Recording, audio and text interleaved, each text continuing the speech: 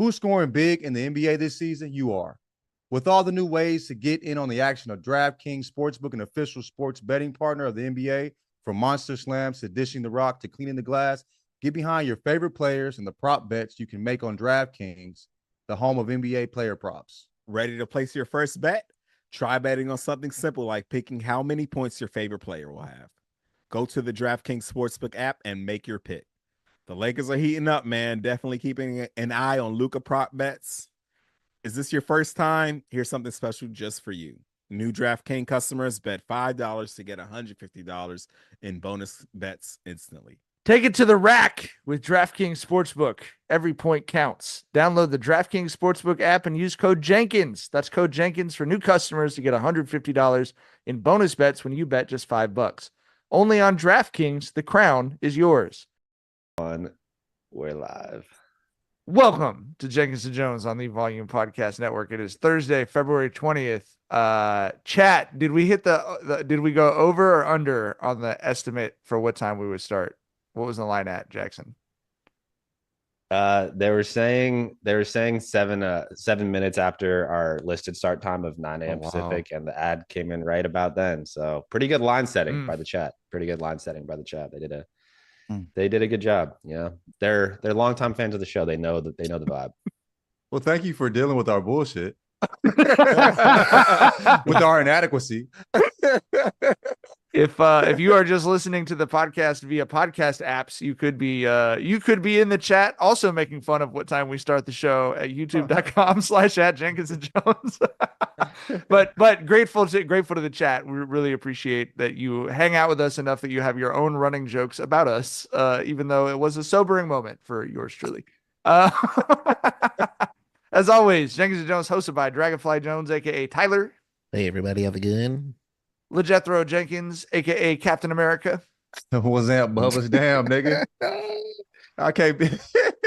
The thing too that really fucks it up as well is I do this face. Yeah, that's you, dog. That's my shit. Like I've been doing that since I think my sister invented it.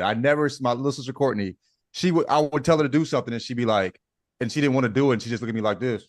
And we would make fun of her, like, what the fuck is that face? Look at me. What the fuck is this? You know what I mean? And then it became a family thing. You know what I mean?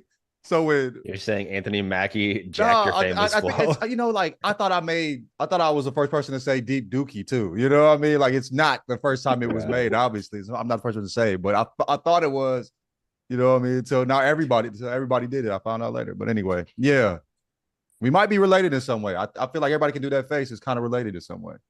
That's it's like being able to do the clover shape with your tongue or something. It's like it's a recessive trait that gets passed down. Most people can't do that face. It's crazy. Like most people I meet, look at you. Boop. Not even close. Shark can do it. Not even close. Boom. I can't do it. Can you do it, Jackson? I don't even know. I'm telling you. We like cousins or something, nigga. It's crazy.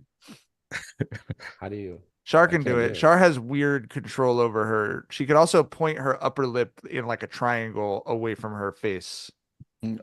Okay, what is this? Like that doesn't sound. It's very creepy. I'll show. All right, for sure. We're too deep in that. Okay. We forgot we were podcasting. I actually forgot. I we forgot we were live. I was about to go into like a very detailed. It's like, wait, what are we doing right now? What are we doing? Anthony Mackie, Captain America, a lookalike for our own LeJethro Jenkins. Someone posted a picture of him in the Captain America suit where he had a mask over the bottom half of his face and said, "I'm crying. He's making the face right now." And it is true that the face he makes is a face that John also makes. That's what we're talking about. Who was the first person to televise the face? It was called the something face. He was like a Love and Hip Hop ass nigga. He was always Stevie J. Stevie J. They called it Stevie J's face, and I was like, "That's the Courtney face. That's my sister." Dolan when I first saw that. But anyway, happy birthday to my sister too. Courtney's her birthday. But anyway, happy birthday to the originator of the face. Yeah, Courtney. Man, they stole it from you, man. But it's all good. We know the truth over here. That's the Courtney face. That's so funny. Face. Yeah, anyway. See, pre-internet, people were still stealing tweets. All right. We are talking about Court of Gold today. We've all gotten a chance to check out your Jenkins and Jones buddies got early access. No big deal. You wanted to flex? Hey, that's what happens when you're Twitter famous. You know, we got that early access. You feel me? So, you know, we weren't staying up late cramming on Wednesday night for our Court of Gold reaction show. Sure, we weren't. Yeah, who wasn't? Anyway, I love the documentary. I got a bunch of notes here, stuff I want to talk about with you guys. But what did you guys think generally of the way it was put together and of getting to relive that, you know, Olympic basketball experience? I thought it was incredible. I thought it felt like an instant classic. Like this is a documentary that we're going to talk about. Like, of course, Last Dance is the fucking pinnacle. No, I don't think any basketball documentary is touching that. But the it feels like it was credible too. Yeah. We was bored as hell during quarantine and shit. Yeah. But yeah, it feels like an instant classic. It was so comprehensive, right? You know, we got to see Serbia, we got to see Germany, we got to see France, you know, all that behind the scenes stuff. Of course, the Team USA stuff. I really enjoyed it. I don't want to sound too much like a typical self-absorbed American, but I will say, like, my one knock on it was there was times where I felt they were focusing like too much on like France, Germany, and Serbia and shit. I was like, bro, where's Team USA, dog? Let's bring the big dogs out. Let's bring out who we're really here for. But other than that, it was incredible. Like, the storytelling was incredible, even though I was like, all right, man, let's get back to Team USA. I did feel like the storytelling was incredible. And if you're somebody who was under a rock and didn't know how shit shaped out during the Olympics, I'm sure that you would be like on the edge of your seats with that shit. It was very good storytelling. I was very much invested, but like I said, I was really there for Team USA. Those are the stars who I wanted to see, you know. But was that your anti-subtitle bias coming out though?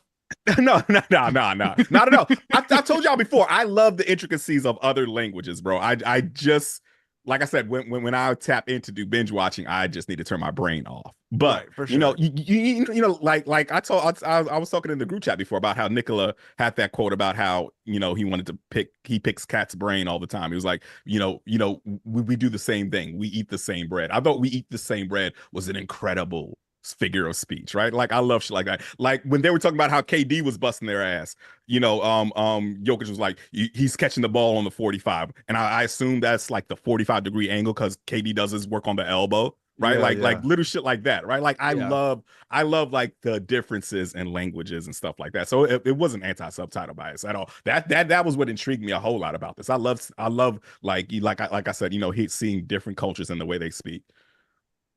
I fell in love with Serbia's culture, like watching this. I mean, when you brought up that, you know, we eat the same bread quote, I started like peeping how they speak. I'm like, everybody should use words the way they do. You know what I'm saying? It's just more fun, and the way they talk to each other. I fell in love with that. I really love the Serbia part, but yeah, I mean, it was incredible, and I felt like I actually got to know the people. Like, I felt like, as much as we've seen LeBron, I don't think I ever realized how much of a dude Bron is. You know what I mean? I'm like, oh, he's just a dude. Like, everybody talks about him being like a guy. You know what I mean? And I'm like a regular guy, you're saying. Like a regular guy, yeah. And he was like, you know, you want a beer, Bron? Should I take one? Like, hell nigga, yeah, I'll take one. I smile ear to ear. Nigga, I'm like, he's such a dude. Yeah, and I think I drink like 3 a year, but fuck it. You might, you know what I'm saying? Like, you know, that type of shit. You know what I mean? I realized like how much like Steph, when he's playing basketball, it's like him versus him. You know what I mean? It's like it seemed like he was like talking to himself, like he's trying to prove himself wrong. Like that chip on his shoulder is like that he had from being smaller and not recruited and all that shit. Like he's like arguing with himself on the court, proving himself wrong. You know what I'm saying? Like, or right, depending on which part, you know, purview you coming from. But yeah, like, and then like getting to know KD, like KD's so emotional in a good way. That I understand why he reacts the way he reacts on Twitter. You know, he loves this shit in a particular way, and he's emotional in a particular way, and it's beautiful to see. Like, I became real fans of them as people watching this shit. You know what I mean? I feel like as much as we've seen of them, we haven't seen the humans documented, and as well as they were in this series. But they did a great job, and obviously the basketball was great. Like, I just had fucking chills. But like Steph, like looking in the camera, don't worry about me. You know what I'm saying? And he speaks like, that's like, I'm calming myself down when I'm doing this, really. And then don't worry about me was maybe he was a little worried. But he's looking there, you know what I'm saying? Like it's I don't know, it's just beautiful to see the behind the scenes of the human in those big fucking moments. And they did a great job of it. I totally agree. I did have a little bit of an issue with the subtitles, Tyler, because I was trying to write some shit while I was watching it, and every time they would cut to the Serbian team, I was like, "God damn it!" All right, I gotta watch. Come on, man. Just gotta watch this beautiful documentary. It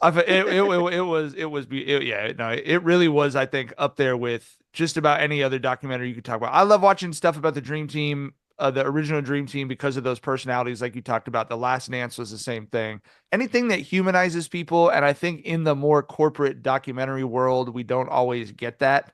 But what I really liked about this was it focused on the basketball so much, like because of the immediacy of it. And I did appreciate that aspect of them including France and Serbia to the extent they did. But I liked that it wasn't like KD having the emotional moment, and then now we're going to cut to where KD grew up, and we're going to spend 20 minutes talking to his middle school teachers. Like, I love that they kept it focused on the games, because I've been thinking a lot about this NBA shit we've been talking about with the ratings or the All-Star game, whatever else.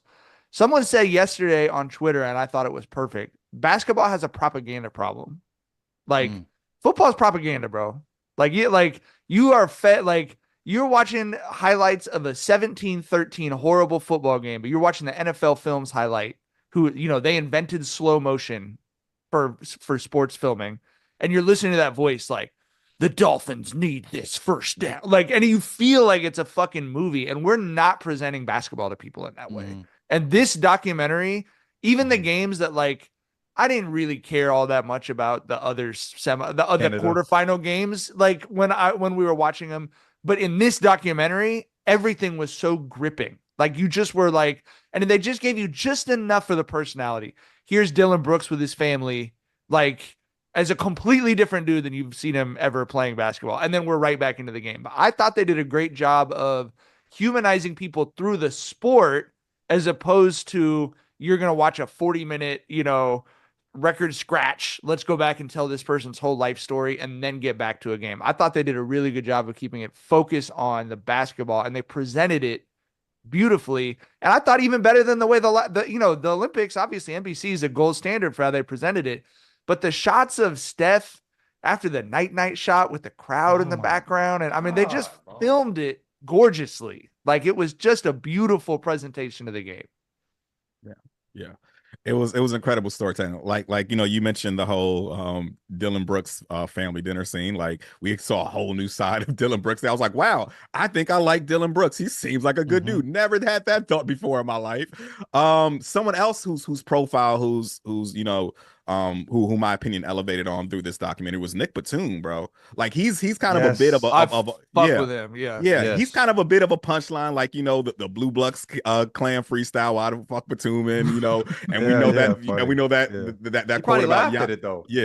Yeah, and we know that quote about Giannis, where an assistant coach told him to, watch Batum, during warm-ups, and was like, if you work hard enough, you can be that caliber of player. And Giannis told him, if that's my ceiling, I'm going back to Greece. Batum has been a bit of a punchline, but I earned so much respect for that dude during this documentary. He's a fierce competitor. He's an incredible leader. That dude is going to be a coach one day, bro. When he retires, he's going to be an assistant on somebody's bench. He's that type of guy.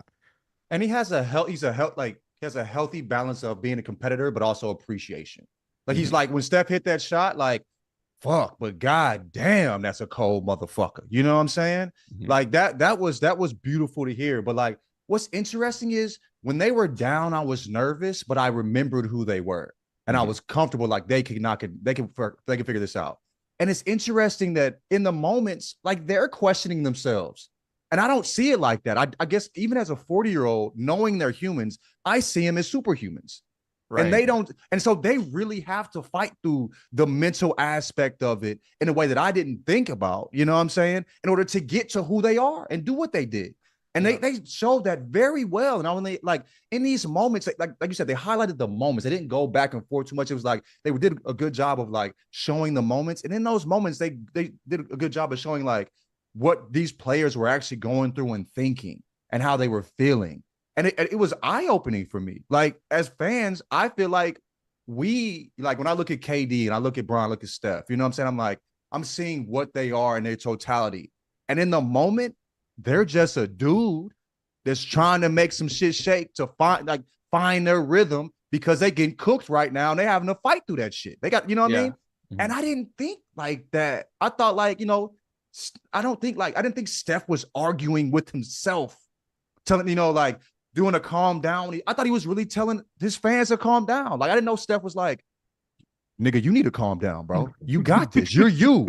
Reminding themselves who they are. Like, and that night shit, bro. Number one, bro. That is a nasty celebration. I love the LeBron shit. Cool. But that night shit, dog, like in the moment, that nigga is running around the Olympics. You know what I'm saying? And also it helped me to show me what the Olympics were like. Olympic basketball is AAU. It's the best, bro. But it's like go ahead. Every sport's like that. Every sport has that same feeling of like the best in the world hanging out. The facilities aren't as good as what they normally compete in. The locker rooms, but they're just, like, yes, right. That look like but that feeling of like, here we all are. Yeah. That's why I track people who competed against Usain. Like everyone in track who is around Usain Bolt feels like he's part of their community because of the way that the Olympics are set up. And that's why I hate the IOC and the bad shit they do around the Olympics, because it does still to me feel like one of the few things we get right. Like it feels like we are supposed to gather from different countries to compete in a sportsmanlike. It does feel like we're supposed to do that. Like the locker rooms look like the inside of Quick Trip. You know what I mean? Like they weren't. Like, there's nothing. I'm used to like these NBA locker rooms. These motherfuckers got, you know, gaming systems connected to their shit. And it's just like a bunch of dudes. This is how I felt at AAU. You in a, you know, random ass locker room and linoleum floor. You know what I'm saying? If you feel me, been to play some random ass team with a bunch of dudes that put together, and it was really beautiful how it made the game, the Olympics, and we get to see what it truly is. And I learned so much watching this doc. You know what I mean? I think the thing, we've gained so much more access to athletes in terms of, Tyler's talked about this recently, like League Pass. You can see your favorite player every day. But as we've gained that, the players have become more private, and we've lost the stuff that made us care about the games. The seeing guys popping beers in a locker room after the game or whatever. Like that, you said it was an AAU tournament. Vinny and I said the exact same thing after the semifinal game. I said, this is your all-star baseball team at a hotel in Kingsburg, California. Yep. Like every level of sports, everyone has played a middle school basketball game that felt like that semifinal. That was like, we came through the war with my guys, bro. Like, you know what I mean? Like, but that's what the shit's about. And like you said, we don't see, these guys are on TV 24 hours a day, and we don't get that look of KD just, I got to give my mom the biggest hug. Braun, like, this will be one of my 3 beer nights a year. Like, and I forget if it was KD or Steph, but someone was like, that's a game we'll all remember for the rest of our lives. Like, you have to celebrate that. Whatever happens, if we lose a gold medal game, who gives a shit? Like, we won today, and we're celebrating this tonight. Like, it was such a human thing, and it is an experience of sports that everyone's had a taste of, even if your game that you won didn't have a billion people around the TV, around the world watching. You know what I mean? For sure. Yeah, which kind of, you know, to your point, Mike, about how, you know, we're in the age where we've got so much access to it, but the response has been, a lot of players have been closed off. Like, it goes back to how Ant has just like, you know, we discussed before how he just rejected that whole notion of being the face of the league, bro. He was so good during this documentary. Like, he had that moment after they won the goal when Serbia was in the tunnel with them and they were kicking it, and he went up to Jokic. He was like, hey, them boys were scared as hell of y'all the other day. He said, y'all had them on the ropes. They was shook. You know what I'm saying? He had that moment with Obama. Yeah. When he told Obama to get his shit right, because when Obama called Bron and KD over after Ant and Embiid we're talking, and Obama called Bron and KD over, because, you know, Embiid tried to downplay Ant a little bit, you know. For people who haven't seen, Obama, you know, went up to Embiid and pointed at Ant and was like, how good is this guy? Is this guy good? And Embiid was like, yeah, all right. And Ant was like, nah, I'm the truth. And then Obama calls Bron and KD over, and he was like, hey man, what's up with your boy here, man? He's running around telling people he's the truth. Check the president. He said, "Nah, bro, give the full context." He said, "Give the full context." Obama did have Ant fucked up. He did. And the fact that like he was comfortable enough doing it, like he was his full self. People, my homie was telling, I didn't really see it, but people were like saying that he shouldn't have moved like that around Obama. I'm like, dude, no. Obama to me looked like a dude with some guys too. That's like, Obama wants those dudes to move like themselves around him. I'm sure that's his proudest. You can see how happy he was. Yeah. Like, you know what I mean? And was treating him like he treats, you know what I'm saying, the people he fuck with. You know what I'm saying? Like he was treating the player. And I thought that was cool. One thing too is Wemby. Wemby's just different. I understand why he reads books before games now. He's just a different dude. I don't think it's lame. I think it's him. I don't think he's trying hard by reading books. I think Wemby just moves differently. He takes the game seriously in a way that a lot of people don't. You know, and that his personality is, he doesn't really have the personality of your traditional hooper. You know what I'm saying? He's just a little different. So it makes sense. I feel like even like with all the leaguers, I understand them a little more. You know what I mean? But I probably would have had the same reaction Joker had when he told me. You know what I'm saying? But watching the doc, I also see where he's coming from as well. But yeah. Yeah, and the note they ended the doc on when they were talking to Wemby, and he was like, you know, I'm hurting right now, but I feel sorry for whoever we play in 4 years, and they just cut to black, bro. Like just legacy building, because everyone knows this kid is the one, and he's on his way. You know what I mean? So that's just gonna be at the crib, Tyler. Yeah, I mean, this like the fucking Olympic basketball in LA in 2028. It's gonna be some otherworldly shit, bro. It's gonna be a very different looking squad, though. You know what I mean? So that's gonna be interesting. They'll be good and very competitive. They'll be the favorites, but it's gonna be a very different looking squad. I'm telling you, we need that Chet and Wemby rivalry to be at an all-time high by then, dog. And it could happen. Those teams are going to be getting in each other's way, headbutting during the playoffs and stuff by then, I'm sure. We need that, dog, real bad.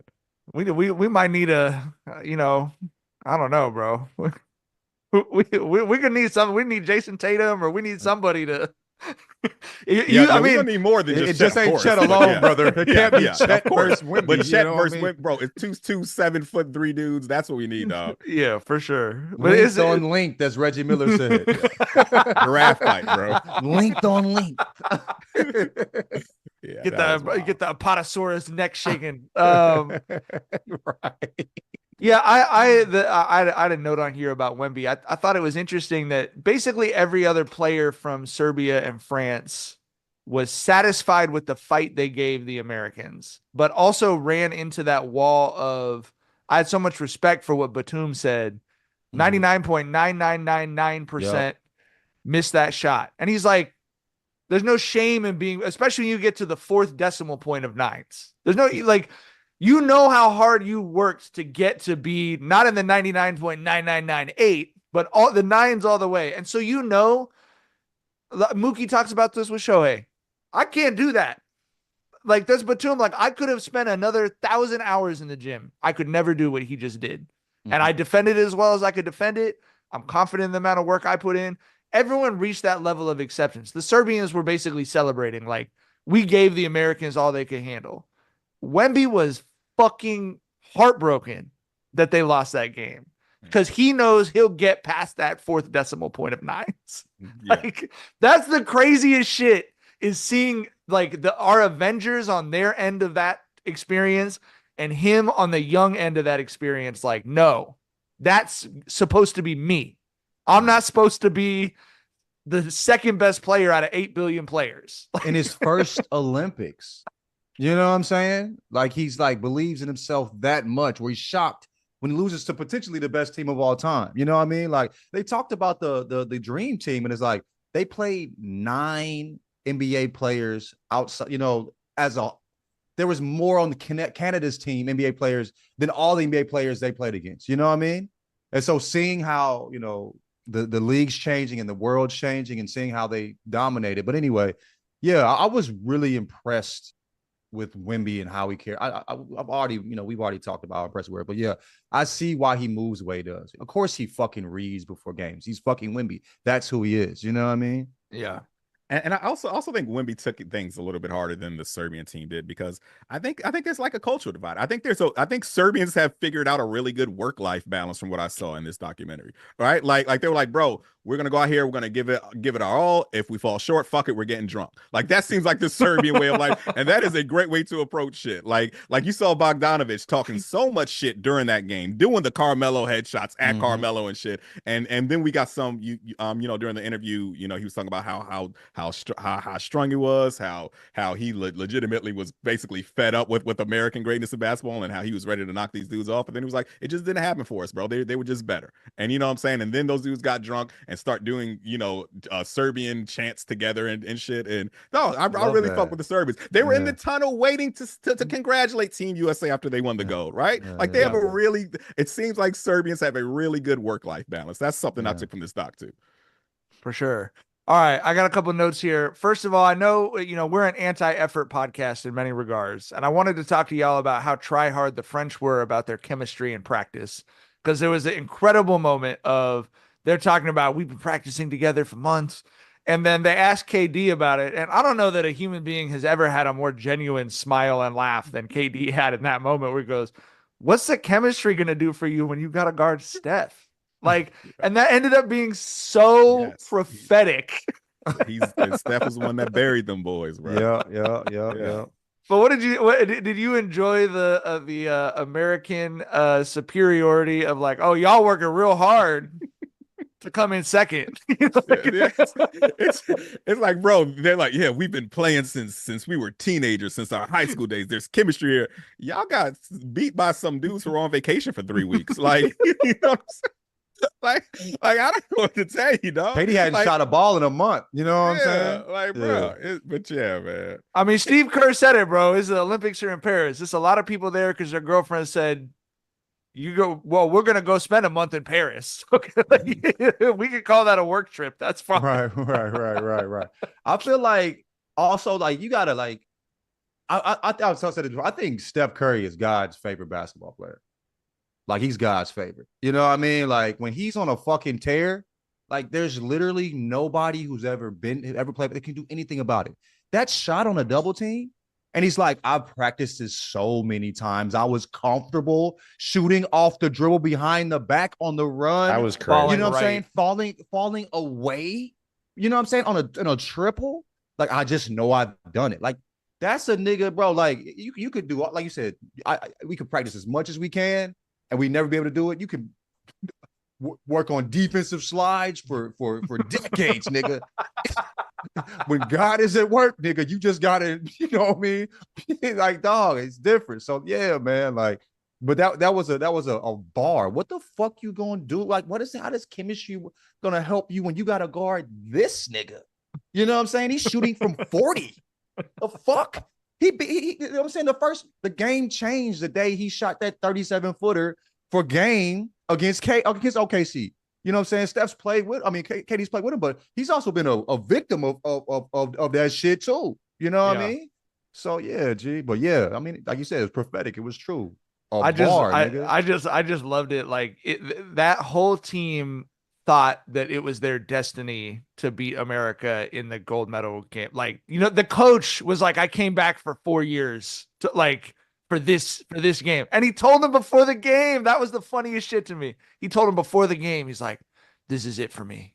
Like, we're going to fulfill we're going to fulfill the destiny. This is going to be my last game coaching the French national team. This isn't Lord of the Rings, nigga. This is real life. You feel me? And all that cool talking ain't gonna help you when you gotta guard the fucking monsters. Okay, crazy. But I mean, I do respect that about them. I respect that about them, and I think they're gonna be good. And I think in 4 years, it shit might get real. You know what I mean? Oh, but, for sure. It just wasn't this year or last year. You know what I mean? Yeah, I wanted to talk to you guys about the young generation. Tyler brought up some of the stuff about Ant. I also felt like you could see. And generations of players have talked about this, about being the young guy on the USA basketball team was the moment when stuff opened up for them. Braun's talked about seeing Kobe, his work ethic. KD's talked about that. Kobe's talked about it. And you could see people trying to force that moment for Ant. Steve Kerr taking him as Steve Kerr, who's got a coach against him, like at their day jobs, pulling him aside, like, do you see what these dudes are doing that you're not doing? Like, that's what you have to do that if you're going to be who you're supposed to be. And Ant kind of, I felt like a little bit of the brush off, like yeah. I'm going to tap in for sure. 100%. And then, Shea, I think like some of the older dudes on Team Canada, like, Canada loses and the coach says, Shea, you're our best player. I want to hear your voice. And the first thing he said was, I think I took this moment for granted of not understanding. Like, it's 4 years before we get back to having another opportunity like this. But you can see these young guys who are going to have to inherit the mantle of the sport globally and in the league at some point. You can see them kind of like not struggling against it, but butting up against that reality of like, you don't get to just, you have to carry your whole fucking country. You have to carry like this whole sport, regardless of how enthusiastic you are about it or not. That is coming. You will be the guy on the USA basketball team. And like, that is coming. Jason Tatum, that is coming, whether it's something you're excited about or not. So I thought that part of this documentary was really interesting. And they didn't do a big sit down, like, KD remembering when he was a kid. It just was there in the background a lot, I felt like, in the storytelling. Yeah. It also felt like, that was something that they addressed where Steve Kerr was like, bro, there's 12 Hall of Famers here. How am I supposed to play everybody? Like, what I'm saying? How am I supposed to pick out an 8-guy rotation out of this? Like, and but yeah, I will say that, one of the things that I wish we saw more of Tatum. Like, I don't think we got a clip of the motherfucker talking once on there. I wish we got more of Devin Booker too. Devin Booker's got a really cool, fun personality too, like country as hell, real down to earth dude. I wish we had more of him. And he was walking around with that camcorder the whole time. I thought we were gonna get some footage from him. I don't know if there was some Netflix blue tape shit there or whatever, but I thought we would have got some footage from that. But yeah, I really think they should have tapped in a bit more with like Book and Tatum. I think like go ahead. No, you go ahead. No, I think like also the role Booker played. You know what I'm saying? Like, I would have been really interested in hearing how he approached that. I mean, we heard it a little bit when, people would ask him questions, but yeah, he was like a defensive specialist glue guy during the Olympics. Like, and swinging the ball. He was the hockey assist guy. You know what I'm saying? Yeah. Like, and then hitting open shots. He was a role player. I'm not the best role player we've ever seen in our lives. That's a nigga that's dropped. But he embraced ball, you know it. what I mean? But he embraced that role. And I'd be interested in seeing how he approached that. Also with Tatum, how did he feel? Because he came back this year on a tear. You know what I mean? Like, you look like the MVP the first, few months of the season. So like, how did that affect him? So that would have been interesting as well. But I think this is just about like the guys that have been the face of the league and them locking in together. And I get that, but it would have been interesting, like just on the side, instead, like less Canada, you know what I'm saying, more of them. And nothing against Canada, but it just wasn't as interesting to me as the rest of the content, the rest of the teams. I think while we talk about and casual fans and media talk about the state of the game, the health of the game, what basketball is going to look like when Bron and Steph and KD retire, this is why the higher up people in the NBA, from the things that I have heard, the only thing they're annoyed about is that everyone's talking about it so much, about ratings and stuff. But I feel like that documentary was an example of why they're not worried, because they're aware earlier than we're aware that it's just not going to be a Black American sport. Like it just is going to be a global corporate enterprise. And you can see from 1992 to Paris, that already happened. It already succeeded. You have dudes who are, like legendary in Serbia in their home country who are like begging for a two-way contract. Like that's what basketball is now. Like, and they didn't get into one story I would have loved to have heard a little more about was South Sudan. Is an incredible story. And what they did at the Olympics. So like that's already happened. And I think to the NBA guys, it's like the TV, they just signed a $76 billion fucking media deal or whatever. But the TV rights, when they're now selling to the continent of Africa and the continent of Asia, and like it is just not going to be the sport that we grew up with, and they're going to make a lot more money off of that. And it doesn't really matter. Like it proves how ridiculous Stephen A. Smith's like, can the face of the league be a foreign player? It's like face of the league is already a foreign player to hundreds of millions of people who don't live here. And like their money, they're not going to games, but it's this thing that older sports fans like us and up have this bias towards like ticket sales. Ticket sales mean nothing to professional sport. Like it means nothing above like the mid-major college level. You know what I mean? I think it's also like American arrogance. Like, you know what I'm saying? We think we're just the center of the universe, not even the globe, the fucking universe. You know what I mean? And it's a big ass world out there. You feel me? So like, it's a big ass world with a lot of people who spend money and have televisions, and we're all on God's same internet now. And you know what I mean? That that whatever the Serbian language for league pass is gonna sell just fine when fucking Braun retires. You know what I mean? Yeah, right. And I'm not saying I'm like I have some sadness about that. I'm not saying that is a good thing. I just think that documentary was a really clear look at why the NBA people are not blinking about any of this shit about the health of the game that we can all get caught up in. You know, I do think like, you know, and I think in industry as a whole, like if you're trying to at all lean towards the future, which I think is not a bad idea. You know what I'm saying? Why not, you know, give a handout to the shorties, you know, to the younger players. Like, well, let's make sure the focus a little bit more on Ant, Tatum, Book. You know what I mean? Because they're the future, and you know that's who Gen Z gives a fuck about. You know what I mean? Like to lean a little bit towards that. I do think in industry as a whole, a lot of like the older companies that we grew up on that we love, they're talking to us still. Why the fuck are you talking to me? You got me.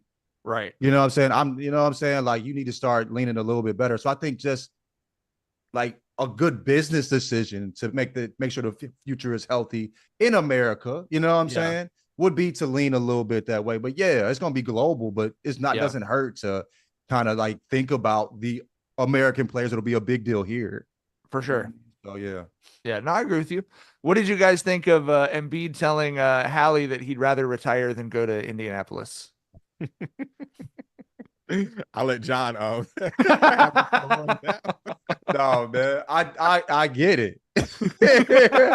That's all. I get it. I think there's cap, obviously, but I think it's interesting too what he was talking about. Come to my house, come to my crib afterwards, see the city.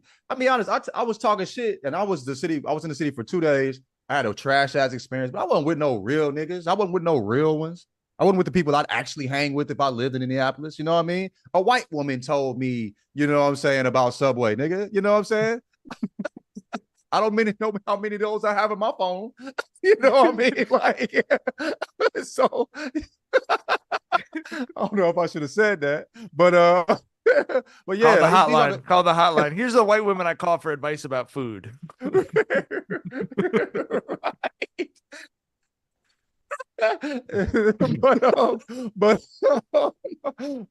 Yeah, so yeah, I mean, so maybe I was a little wrong with what I said, but my experience wasn't my experience anyway. What did you guys think? We talked a little bit about Batum. He had like the intense locker room moment of the entire doc was him ripping his team's ass when they were playing Germany, and he was talking about every team we beat, it's because they're less talented than us, and we get fucking lucky. Like, you know, he was in like everybody's ass. I thought that was cool as hell. And like you said, I definitely the single person whose my opinion of changed the most was definitely Batum, because he just seemed like such a solid dude. But I love that locker room moment of like, yeah, he was going crazy. Whereas the Serbian coach, Jokic, started showing him one adjustment on KD, and the Serbian coach immediately turned to the camera and was like, get out of here. But we had that whole uninterrupted speech from Batum. I thought that was kind of crazy. Yeah. You know, that's something that stuck out to me, is how the specter of USA basketball just loomed over everything with all these teams, right? Batum was saying, you know, we're getting lucky, and we're beating teams that we're better than, because he knows that USA is better, and you're not beating them with luck. You're gonna have to beat them by playing a perfect game, right? Like that's what I deduced from that there. Like, yeah, he was pissed at the game that they just had, but he was also pissed because he was like, we're playing like this, we're not gonna beat USA, and that's who we're gonna see if we get to the gold medal game, right? Also the Serbian coach, bro. dog. He was like the most football guy, basketball guy I've ever seen, dog. Like, bro, the shit that cut so deep was when they were talking about KD and how they were fucking up on their defensive assignments, and Jokic was like, why are you cheating off of KD to defend Bam? And then the coach told that one dude, he said, that's on me. I shouldn't have had you on KD. I was like, I had the wrong person on KD. I was like, bro. I was like, yeah, he took responsibility, but dog, that was him cutting your ass. You know what I mean? For sure. Yeah, the Serbian coach, bro. He was, yeah. He said, "Your only concern." Whom else is of concern? Right. Fuck everybody else.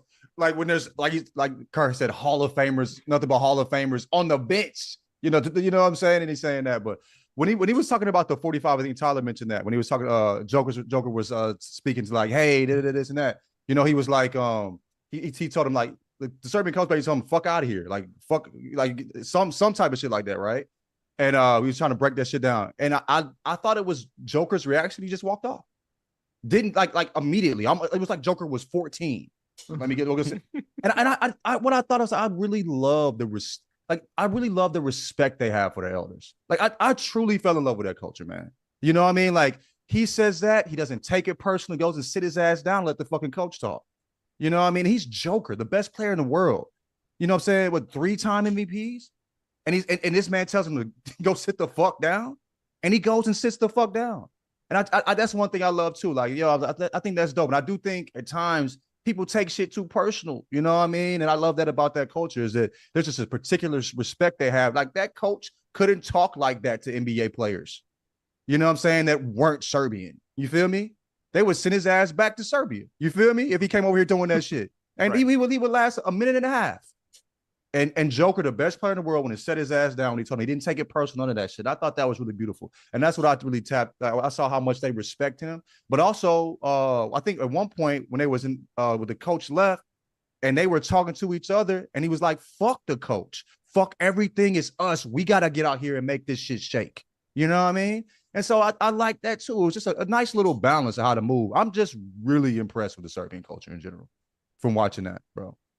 I got a couple KD notes. One of them was I just thought it was so special that we got to see him being vulnerable about how much he loves basketball. We all know how much he loves basketball, but when he started tearing up talking about where he grew up, how people treat each other, and what it means to him to get to play a game that's the center of, and the Olympics is different about that. Like I've talked to y'all, I've been lucky enough to cover an Olympics overseas. The marathon of the Olympics, and you see humanity, every different country, and they're singing their national anthem, and like it is just what you want us to be that we often are not as a species.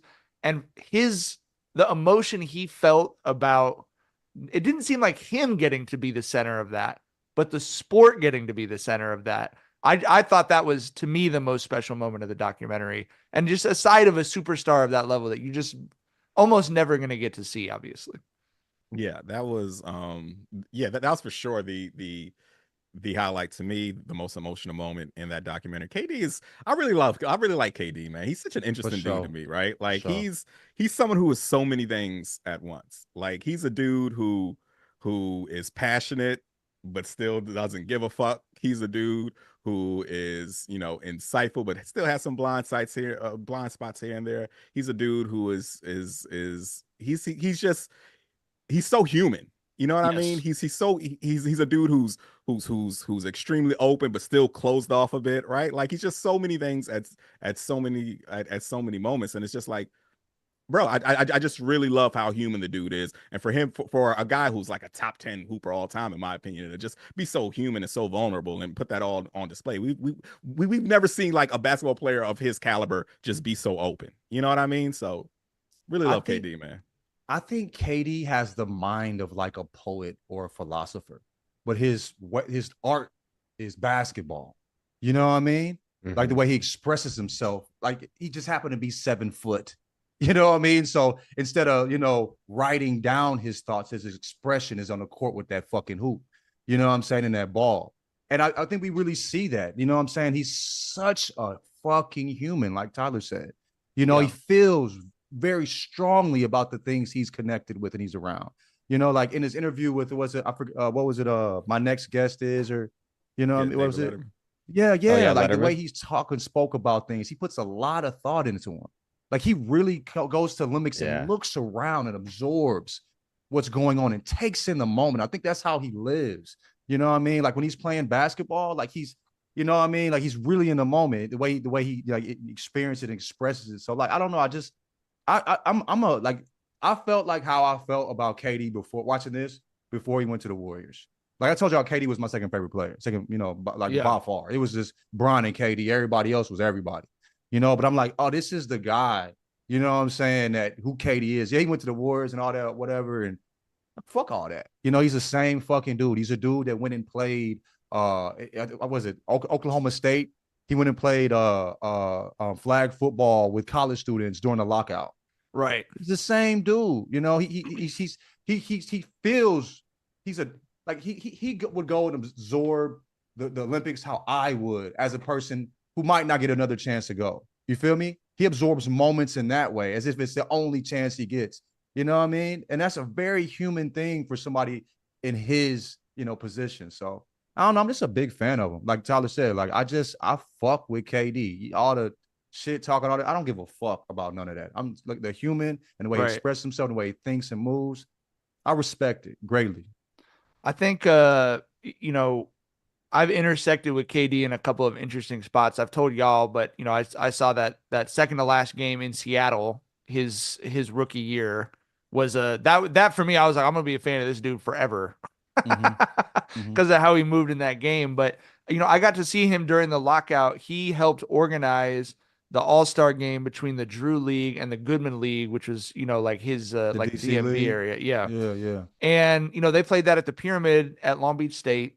4,500 seats is like 6,500 people in the gym. It was like the fire marshal was going to shut the event down. And he went nuclear. I mean, absolutely nuclear. And it was clear everyone else was having fun. And it was almost like a publicity thing.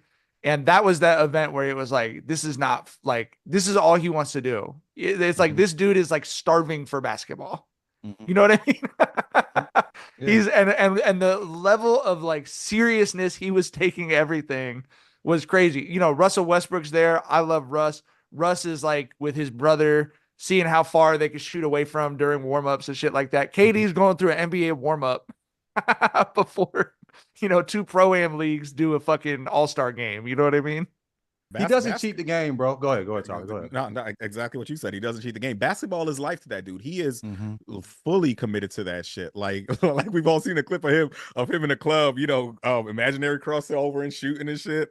And we had that that quote from D Wade, just to paraphrase, where he was like, "There's guys who play basketball, but Kevin Durant lives this shit." You know what I mean? Like bro, he's just a pure hooper. You know what I mean?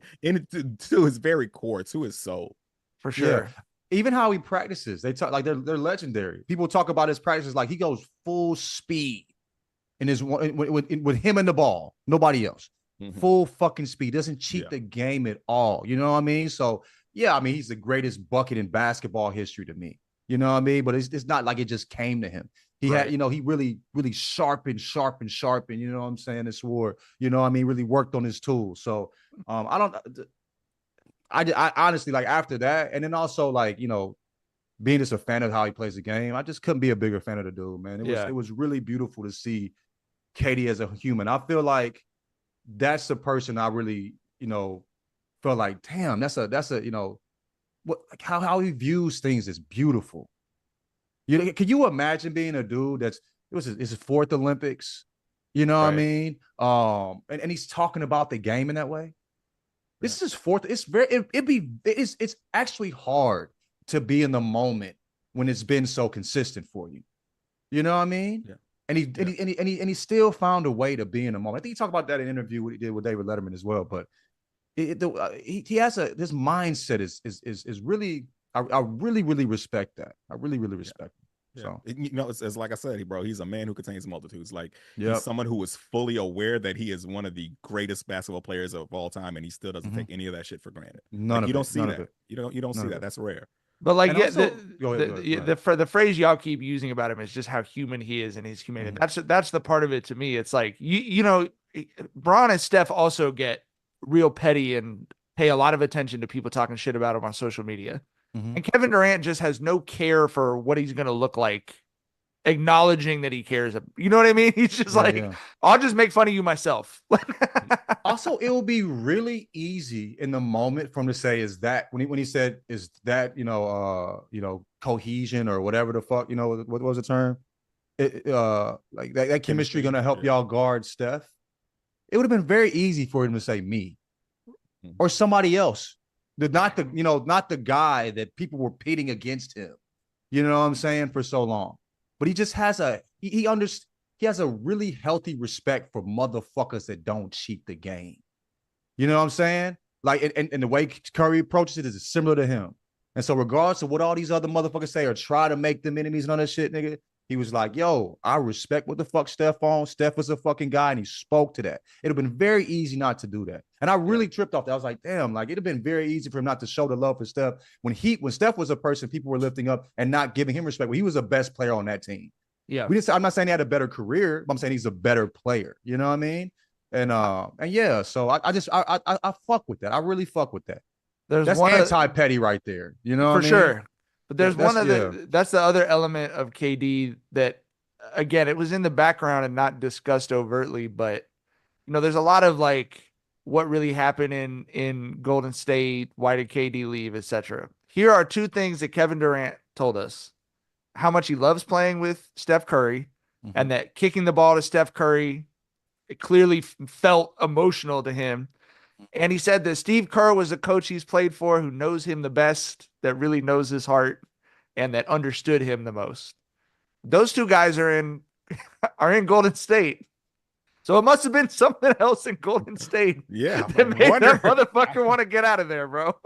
Yeah. And kept him from going back too. They said negotiations picked up on that, but then he decided not to. I wonder why, but I actually texted, I've mentioned on the show, I have a friend who's a hardcore Warriors fan, was a hardcore Warriors fan before they ever had any hope of competing for championships. And I said, does this documentary change the way you feel a little bit about Draymond? And he's like, I don't know, man. It is becoming hard to not include that in part of what you think about with Draymond, to me. That like, this could be a guy who, for all the great things he did defensively, for the way he competes, like, did he really truly blow up the chance to keep like the greatest roster ever together? Because it's hard not to incorporate that into the way you think about a guy, in my opinion, in a team sport specifically. Yeah, it's interesting, man. Like, of course, the Warriors dynasty doesn't happen without Draymond, and you can put a lot of the blame on KD probably getting out of there on Draymond too, bro. Yeah, and you hit it on the head. Like, and that's why my friend is so conflicted, right? Like, he's like, the dynasty that's of significance, but it's kind of like this Luka AD shit, bro. Like, if you had a chance to keep KD there, Steph is the only one that you would not think you'd prioritize over that. And even there, it's like, that's almost a coin flip, I don't know, bro. I don't know. Interesting. Before we get out of here, I have breaking news. It's actually like kind of sad breaking news. Victor Wembanyama is out for the remainder of the season with, Mike, you might be an expert here, deep vein thrombosis in his right shoulder. That's not good. That is not good.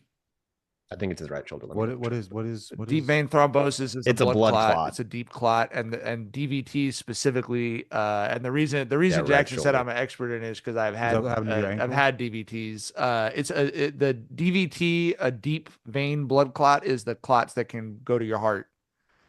So that's the ones that when I had it, when my doctor heard I had flown to New Orleans, was like, you are lucky that you that you survived that experience. That's not a good, from a circulatory perspective, that's a bad problem to have at his age.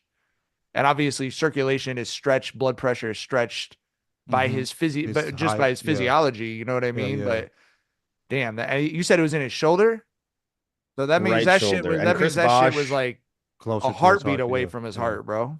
That's scary. And Chris as hell. Bosh had a couple different blood clot things, but one of them was a DVT, which is why he had to go on blood thinners, which is why he basically had to stop. I'm on blood playing thinners the rest of my because life they're like- over the shit, and I had a bunch of superficial clots. Superficial clots hurt and they don't feel good, but the DVT is the one that will kill you. You know what I mean? If they don't catch that and break it up, that's scary as fuck. How old is he? He's 20. 21. Yeah, bro, that's scary. I hate to hear that. That's fucking That's horrible. fucked up. And the fact that he's sitting down for the rest of the year too, that means that they're gonna be trying to figure out what caused that. Yeah, I mean, there's no reason to push for a 9 seed when you got the alien. Well, with a here's the DVT. thing, Might as well take and the time. you know, obviously, I don't live the life of a professional athlete. When you have the DVT, like once it's taken care of, it's not like there's no like radiation treatment or something. Once it's taken care of, it's taken care of. So the fact that they're saying they don't want him to play for another 4 months after, I assume it's been taken care of either surgically or through other means, you know, with medicine, that means that I assume they're going to spend the next quite a while trying to figure out why the fuck a 21-year-old has a blood clot in his shoulder. You know what I mean? And it's not a lot of reasons that happens that are good reasons. So it could be he's just on blood thinners and he's okay. But if another one forms, that's why with Bosch, it was like your heart rate gets up. If you're forming DVTs that they can't explain or prevent them, you were really taking your life in your own hands to be, you know, being a professional athlete at that point. So hopefully whatever they find is, you know, that it was environmental, I guess would be the hope, that it was something that's preventable, but that's scary as fuck, man. Jeez. Ugh.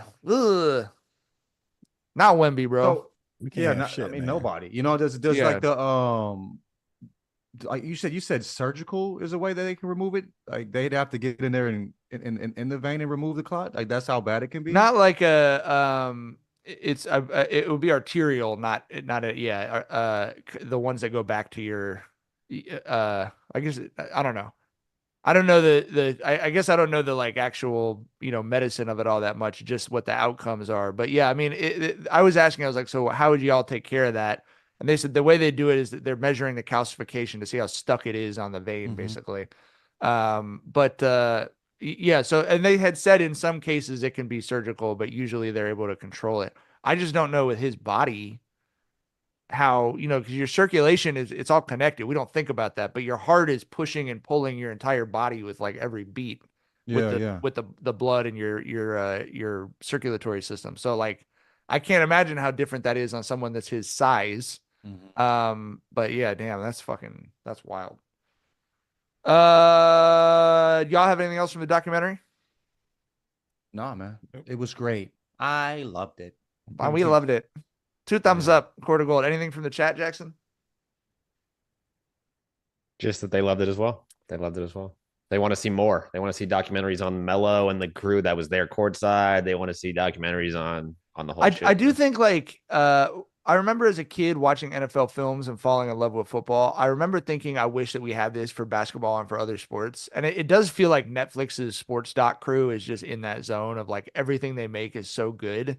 And it feels like I'm literally like just hoping they end up making a documentary about the Dodgers. You know what I mean? You should want them to be presenting anything that you're interested in because they do such a good job with it. But like, I hope the NBA looked at this shit and was like, we better find a way to cut Netflix in on on something, because the way they presented it was, you know, compare the way that this doc was and the way it was received by everyone you know who loves basketball to the All-Star game.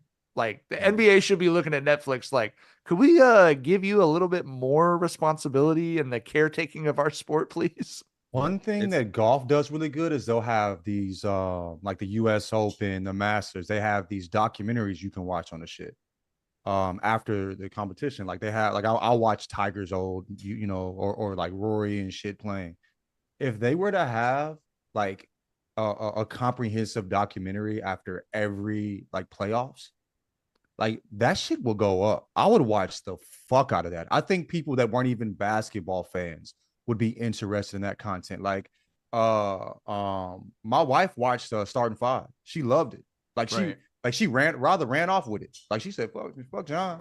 this mine's. I can't wait around for him. You know, I gotta watch these. It's too good. You feel me? She took off on me. So like, you know, she don't really trip off hoops like that. So I think if they were to do that, that's a way to really show the human side of these athletes. You know what I mean? And like people that can like care for the particular way. It's not them going to the media and opening up. It's like, you know, these documentaries, and then people could be connected to these players in different ways.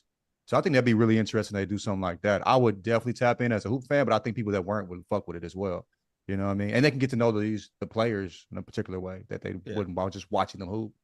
You know, it's like we mentioned how the NBA has a propaganda problem. Well, you know, that ties into how there's just not good storytelling around the NBA. Like, you know, with the NFL, bro, like NFL films with Steve Stable, like, bro, I'll be a kid like watching an NFL Films special on the fucking 1987 Vikings, who I didn't give a fuck about, and be on the edge of my seat. 15 years old watching about the 1987 Vikings on the fucking edge of my seat, because NFL mastered storytelling. They mastered the propaganda around the league, and that's something that the NBA is lacking in. Yeah. No, you hit it on the head, man. And I think that's I would say this. That's a glaring enough thing that I'm hopeful that there's going to be some positive movement on it. And I would say that the NBA coming to NBC is great news for if you like that type of storytelling, because that is what NBC, we talked about it with the Olympics. I thought they pitched a 3-week perfect game with their Olympic coverage.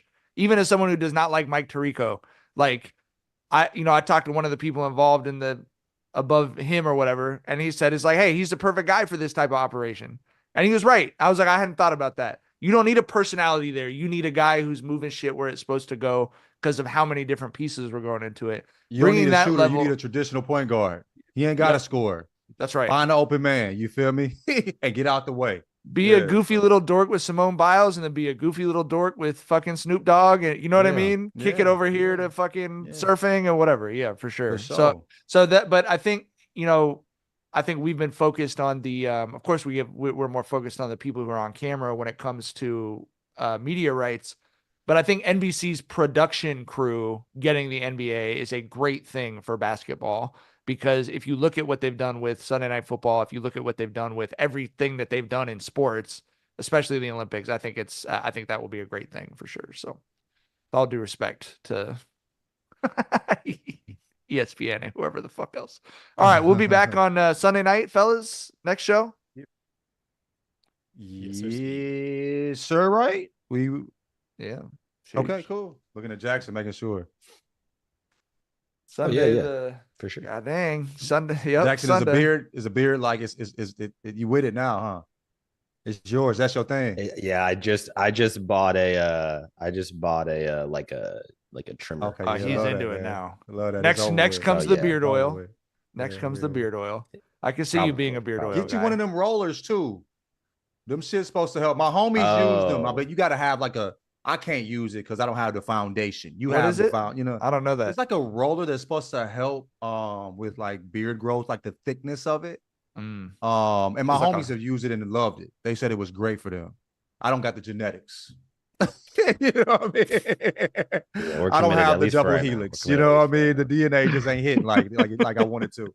You know what I mean? So yeah, y'all could you could tap in with that too. All right, y'all. We'll see everybody on Sunday. Bye. Bye.